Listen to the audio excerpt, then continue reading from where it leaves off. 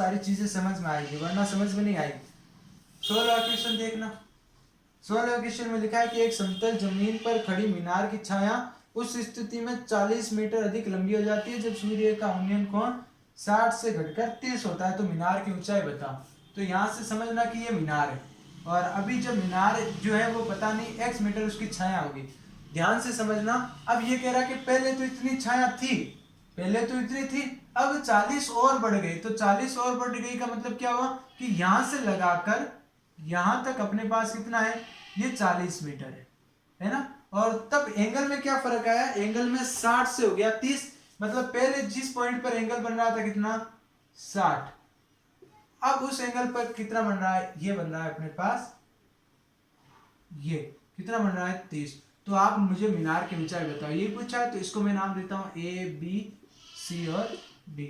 आप ऑब्वियस सी बात है, पहले आप ये वाला त्रिभुज लोगे, फिर आप बड़ा सा त्रिभुज लोगे, तो हमें मीनार की ऊंचाई पूछिए। तो मीनार की ऊंचाई के लिए मैं पहले ले लेता हूं त्रिभुज ए बी सी में। यहाँ पे कोण बी कितने डिग्री का है, 90 डिग्री का, आप बता सकते हो। और यहाँ पे 10 लग रहा है। अब 10 क्यों लग रहा है, ये आप अच्छी तरीके से जानते हो, लंब बटा आधार। यहाँ पे लंब और आधार की बात कर रहा है, तो यहाँ पे 10 और कितने डिग्री रखोगे, 60 डिग्री। तो लंब कितना h और आधार कितना x, तो आप ये कर सकते हो। और इसकी जगह आएगा √3 और h अपॉन में x। तो ध्यान से रखना, इसे क्रॉस मल्टीप्लाई करवाओगे तो ये आएगा √3x और ये h। इसे इक्वेशन नंबर फर्स्ट मान लेना। अब इसी तरह जैसे ये छोटा वाला त्रिभुज लिया था ना, ये वाला, अब आप इसको भूल जाओ कि ऐसी कोई लाइन नहीं, क्या अब आपको ये वाला त्रिभुज लेना, त्रिभुज ए बी डी में। तो यहाँ पे त्रिभुज ए बी डी में आप मुझे बताना कोण भी अभी भी कितना है, 90 का, है ना। और हमें ये वाली चीज और ये आधार दे रखा है, तो आप कितना करोगे यहाँ पे कि हमें वापस tan थीटा लगाना पड़ेगा, क्योंकि लंब और आधार की इसने बात की। अब की बार थीटा की जगह कितना, आप हाँ या ना बोलते रहा करो, समझ में आ रहा है। ये अपने पास 30 डिग्री, लंब अपने पास अभी भी कितना है h। और अगर आप आधार ध्यान से समझोगे तो आधार यहाँ से b से लगाकर d तक है, तो x मीटर तो ये रहा अपना, और 40 मीटर ये रहा, तो ये है अपने पास 40, ये है अपने पास x। तो अगर दोनों को जोड़ोगे तो कितना आ जाएगा, 40 प्लस x हो जाएगा। आपको tan 30 की वैल्यू पता है कितनी होती है, 1/√3, यहाँ पे h बटा 40 प्लस h। आप इसको इधर से गुणा करोगे और इसको इधर से, तो ये वाली चीज जो आएगी, क्योंकि एक जब किसी से गुणा होता है तो इस पर कोई फर्क नहीं पड़ता, तो ये 40 प्लस 1 हो गया। और यहाँ पे √3 जब इससे गुणा होगा तो ये हो जाएगा √3h। यहाँ पे समीकरण नंबर आप क्या मान लो, इसे 2। अब यहाँ से जो h का मान आया उसको हम यहाँ पे रखेंगे, तो इसके लिए मैं लिख लेता हूँ समीकरण 1/2 से। ध्यान से समझना, समीकरण 1/2 से, जहाँ इस समीकरण 2 में जहाँ h है वहां हम ये वैल्यू पुट रखेंगे। तो यहाँ तो 40 है अपने पास, फिर यहाँ पे x है अपने पास, फिर यहाँ पे √3 है अपने पास, और फिर h की जगह हमें क्या रखना है, √3x। तो यहाँ पे मैंने रख दिया √3x, फिर यहाँ पे 40, फिर यहाँ पे प्लस x। और ये आप अच्छी तरीके से जानते हो कि √3 × √3 कितना हो गया, 3, और ये हो गया x। तो यहाँ पे 40 प्लस यहाँ पे उस प्लस x को उधर भेज दो, तो 3x में से क्या माइनस होगा, x। तो यहाँ से 40 बराबर 3x में से 1x गया तो 2x बचा, और ये अब 2 भाग में आएगा। तो x की वैल्यू जो आएगी अपने पास वो कितनी आएगी, वो आएगी अपने पास 20। अब x की वैल्यू 20 आई है, तो ये 20 है, लेकिन हमें तो मीनार की ऊंचाई पूछी है h। तो आप यहाँ पे इसमें रख लो या फिर इसमें, तो आप समीकरण 1 में रखो। यहाँ पे समीकरण 1 में x का मान रखने पर, x का मान, या फिर इतनी बड़ी लाइन लिखने से अच्छा है समीकरण 1 से। तो यहाँ पे क्या है, √3, फिर यहाँ पे है x बराबर हो गया h। तो यहाँ पे जहां जहां x है वहां वहां 20 रखो, तो यहाँ पे इंटू में आ गया 20 और ये हो गया h। और आपको पता है कि जो √3 की वैल्यू होती है वो होती है 1.732, और यहाँ पे इंटू में क्या आ रहा है 20, और ये हो गया h। ये वाला 0 इस पॉइंट को यहाँ सरकाएगा, तो ये बनेगा 17.32 × 2 बराबर h। तो 17 का डबल होता है 34 और 32 का डबल होता है 64। तो ये हो गया अपने पास मीनार की ऊंचाई।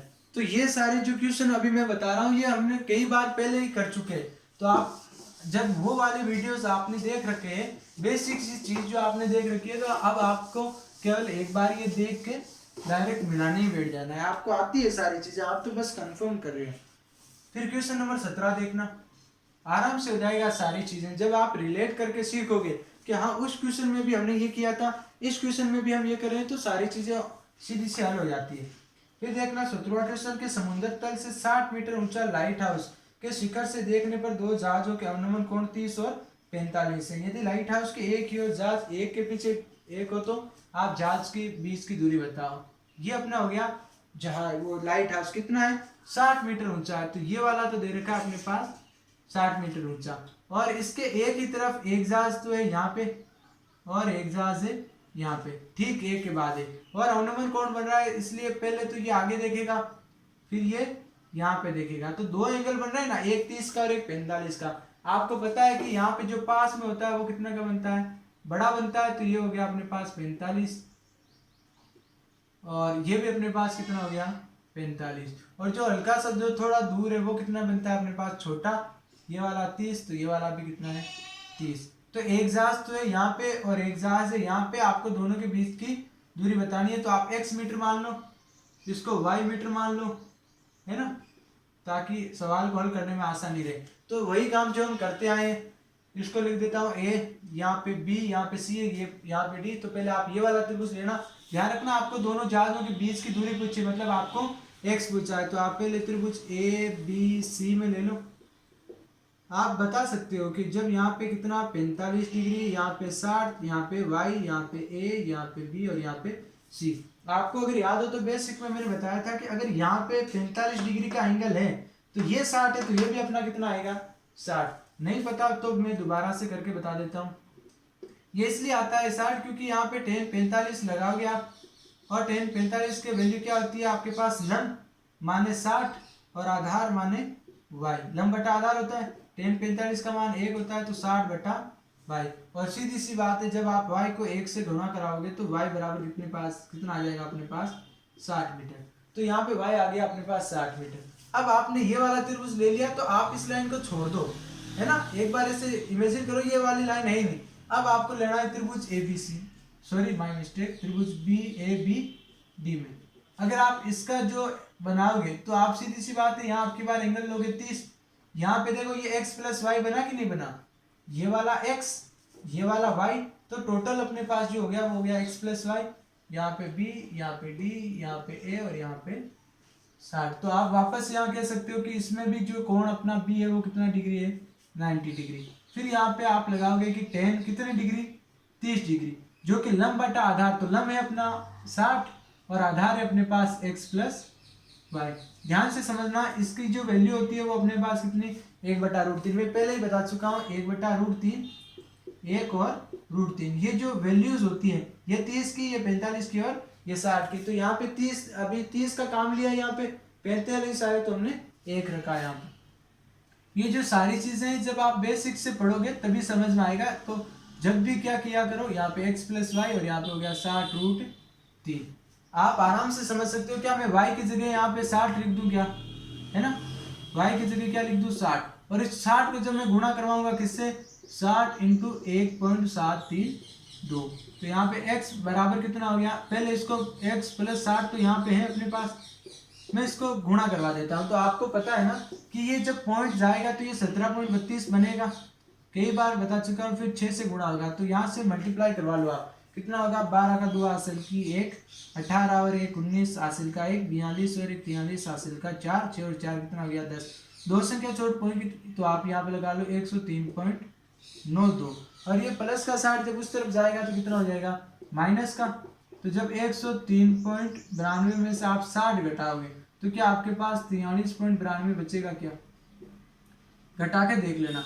ये कैसे घटाना, आप पहले 100 में से आप 60 निकाल लेना, तो कितना बचेगा अपने पास 40, और ऊपर वाले 3 कितना हो गया 43, और 0.92 ऊपर वाले, तो ये हो गया अपने पास 43.92। पहले आप ये वाला त्रिभुज लेना, है ना, उसके बाद आप ये पूरा बड़ा सा लेना, इस लाइन को मिटा के, और ऐसे ऐसे बार बार लिख लिया करो ताकि आपको आइडिया रहे कि आपको कौन सा त्रिभुज कब लेना है। जब इनकी प्रैक्टिस करोगे जितनी ज्यादा, आपके क्वेश्चन आसानी से हल हो जाएंगे। फिर उसके बाद देखना 18वां क्वेश्चन, 18वां क्वेश्चन के एक 1.5 मीटर लंबा लड़का है जो 30 मीटर ऊंचे भवन से कुछ दूर खड़ा है। जब वह भवन की ओर जाता है तब उसकी आंख से भवन के शिखर का उन्नयन कोण 30 से 60 हो जाता है। कोण बढ़ा ना, इसका मतलब वो भवन की ओर जाएगा। बताइए कि वो भवन की ओर कितनी दूर चल के गया। तो आप मैं यहाँ पे बना लेता हूँ पहले तो लड़का, ये अपने पास एक लड़का, ये जमीन पे ही खड़ा है और इसकी जो ऊंचाई है वो अपने पास है 1.5 मीटर, ठीक है ना। 1.5 m लिख लेता हूं मैं। और यहाँ पे एक 30 मीटर ऊंची कितनी है मीनार है। तो ये टोटल जो लेंथ है अपने पास, ये वाली कितनी होगी अपने पास, ये होगी 30 मीटर, है ना। और ये अभी जब खड़ा है तो ये यूनियन कोण कितने का बना रहा है, 30 का। पर्सन में दे रखा है, जब वो चलेगा तो 30 से 60 हो जाएगा। इसका मतलब अभी तो कितना बन रहा है, 30। अब मान लो वो कुछ दूर चल के अब की बार यहाँ पे पहुंच गया। जैसे यहाँ पे पहुंचा तो क्या उसने यही दूरी चली, क्या यहाँ से लगाकर वो यहाँ तक पहुंचा। तो आप ये x आपको ढूंढना है। और अब की बार जब इसने बिल्डिंग को देखा तो जो एंगल है वो कितना हो गया अपने पास, 60। तो ये वाला भी कितना हुआ, x, क्योंकि अगर ये नीचे वाला x है तो ये ऊपर वाला भी x। ये अगर 1.5 मीटर है तो ये भी 1.5, और यहाँ पे ये भी कितना हुआ अपने पास, 1.5। तो आप मेरे को बताओ ये 1.5 मीटर हुआ कि नहीं हुआ। अगर ये 1.5 मीटर हुआ तो ये 30 में से ना, 30 में से 1.5 तो यही चला गया। 30, ये पूरी जो लाइन थी, ये जो पूरी लाइन थी वो 30 थी, और 30 में से हमने 1.5 में को काट दिया तो क्या पीछे 28.5 बचा क्या। तो यहाँ पे जो ऊपर वाली जो ये वाली सीढ़ी बची, ऊपर जो ये यहाँ से लगाकर यहाँ तक बचा है क्या, ये 28.5 बचा क्या, आप हाँ कहोगे। और ये टोटल थी वो अपने पास 30 थी। तो हमें जो अब काम में लेना है वो ये वाली थ्योरी काम में लेना है। हमें त्रिभुज चाहिए और ये वाला पार्ट है वो त्रिभुज में नहीं आ रहा। क्या मैं इसको y मान लूं क्या, हमें पहले ये वाला त्रिभुज लेना है। इसको मैं नाम देता हूँ A, B, C और D। आप ध्यान से समझना, 1.5 मीटर लड़का, 1.5 मीटर लड़का, 1.5 मीटर लड़का, पूरी 30 थी। 30 में से ये 1.5 गया तो ये ऊपर वाला 28.5 बचा।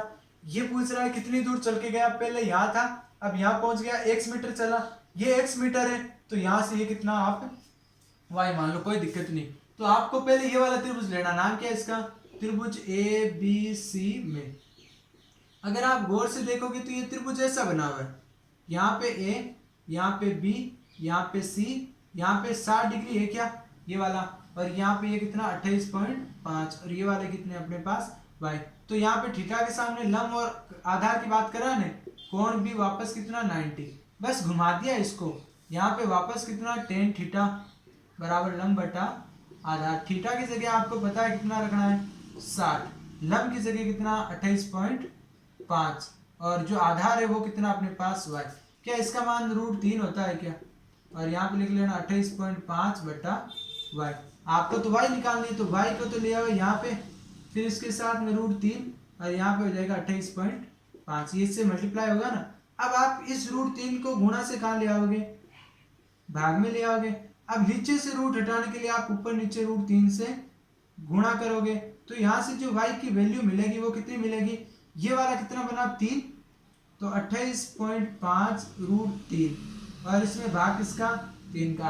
आप भाग लगा दो यहाँ से, y का जो मान मिलेगा आप, मैं यहाँ पे भाग ले देता हूँ, y बराबर कितना 9 27 और 5 √3। तो आप भाग लगाना इसे कि 28.5 में किसका भाग लगाना आप 3 का। 3 का भाग लगाओगे तो यहाँ पे 9 बार 27 से इस पर बचा एक पॉइंट तो आ गया पॉइंट, यहाँ पे 5 और ये 5 बार। √3 तो गुणा में ना, तो √3 तो रहेगा। तो यहाँ पे जो y की वैल्यू मिली आपके पास वो कितने 9.5 √3। अब आपको त्रिभुज लेना है बड़ा सा। अब आप भूल जाओ कि ये वाली कोई लाइन है क्या, आपको ये वाला त्रिभुज लेना है।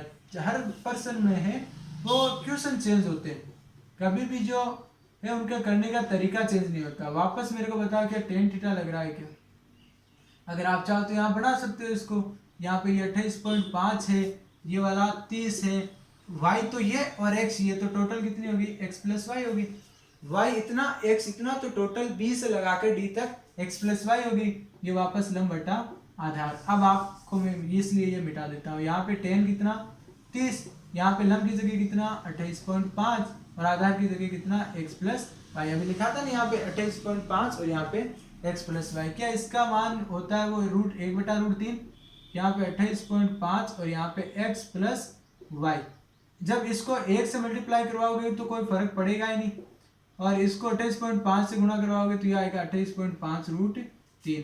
क्या y का मान आपको पता है क्या? आप कहोगे हाँ सर हमें पता है 9.5 रूट 3 है, तो 9.5 रूट 3 और यहाँ पे 28.5 रूट 3। क्या यहाँ पे x के इक्वल में 28.5 रूट 3 में ये प्लस का उधर जाएगा, किस में हो जाएगा? माइनस में रूट 3। तो आपको जब ये ऐसी बाकी करनी आए तो हमेशा ध्यान रखना जो पीछे लगा रहता है रूट 3 रूट 3 रूट 3 या फिर रूट 5 या रूट 7, अगर ये वाले दोनों एक जैसे है ना तो ये वाला तो हमेशा आएगा पीछे। जैसे मैंने कहा कि 20 रुपए में से आप 5 रुपए निकालो तो आप कहोगे कि सर 15 रुपए बचे, तो जो ये वाली चीजें है ना ये रुपए की तरह काम करती है। जैसे मैंने कहा था आप है ना 5 मीटर यहाँ पे 28 मीटर में से ना 7 मीटर घटाओ तो आप ऐसा ही बोलते हो सर 21 मीटर बचा। अब मैं कहता हूँ कि 28 रूट 3 में से आप 7 रूट 3 घटाओ तो यहाँ पे 21 रूट 3 बचा। तो ये बताना चाह रहा हूँ, तो 28.5 में से 9.5 रूट 3 घटाओगे तो 0.5 में से 0.5 गया, 28 में से ये गया तो कितना बचा? 19 रूट 3। और ये अपना क्या है? आंसर। रूट 3 हमेशा इसके साथ में आएगा। आई होप आप ये वाली चीज समझेंगे। तो इस क्वेश्चन को आप एक बार और मिलाना।